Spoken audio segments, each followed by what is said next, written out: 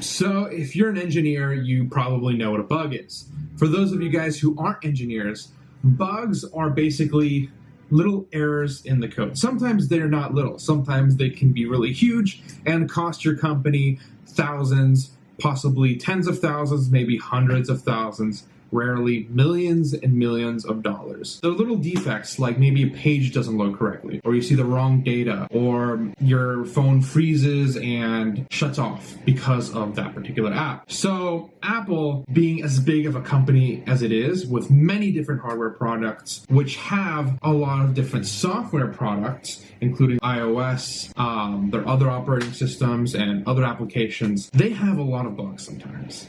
And even though you have tons and tons of employees, it's almost impossible to actually catch every single bug before it reaches the user. That's why sometimes you get errors here and there, and it asks you, do you want to send Apple data to help improve their products? Yeah, they're basically talking about bugs when they're talking about data. Data that can help them understand what it is that caused your thing to fuck up. In order to solve this problem that plagues everyone who uses any software ever, Apple has started something that isn't actually all that new, but it's new for Apple, and it's a bug bounty program. Now, if you know about how bounties work or who bounty hunters are, not sure what time period in history bounties really started in, but the idea of a bounty is that you're given some sort of task or thing to do, and if you're able to do that thing, then you get a reward. So Apple's doing the same thing for bugs. And yes, that literally means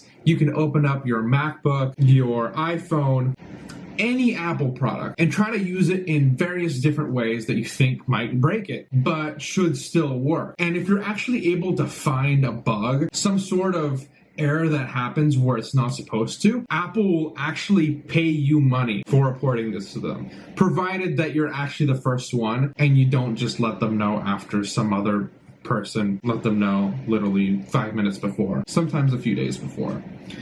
But if it's disheartening to you to think that there can't be possibly that many bugs in Apple software that last that long, you'd be surprised. Sometimes bugs go months and months without being discovered, mostly because users don't care to report it. A lot of times, a user will just restart their computer or delete something and reinstall it, and are too afraid to actually send Apple any data about their computer, and so they opt out. I'm gonna be honest, I was always the kind of person to opt out of those programs because I was always afraid of what Apple or some other company might be getting. Now that I know that there's money involved, so it's interesting to see how much they're actually willing to pay for finding their bugs.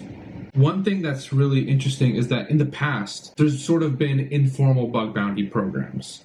Companies have paid people for finding really, really big bugs. Sometimes not even bugs, just weird stuff. A few years ago, Google actually offered, I think it was a job or a lot of money to somebody who actually bought the Google domain. So Google's domain had expired and somebody else went and bought it. Luckily, they were nice and gave Google back the domain, and Google offered them a reward. So it wasn't necessarily a bug in their software, more their operations, but still, regardless, it shows that these companies have been willing to offer rewards informally. And so I'm wondering if there'll be similar rewards or whether they're going to be extremely tiny. So that's it for today. Let me know what you guys think about bug bounty programs. There's actually a new startup called BountyOx or Bounty0x or something like that, and it's actually a crypto bug bounty startup. Check it out. Let me know what you think. And keep up to date with advice for tech careers and just what's going on in the world of tech in general.